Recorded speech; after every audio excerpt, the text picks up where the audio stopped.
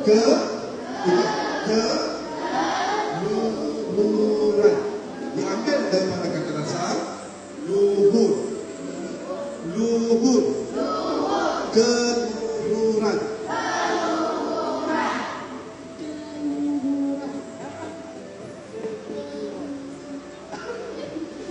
Keluhuran.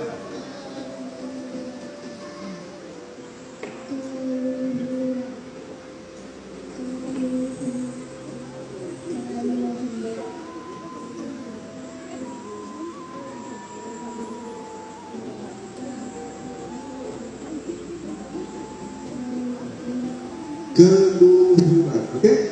Keluhuran diambil daripada kata dasar luhur. Kamu selalu dengar luhur kan? Betul? Jadi setiap apa bila kamu baca Al-Quran, sebut satu persatu.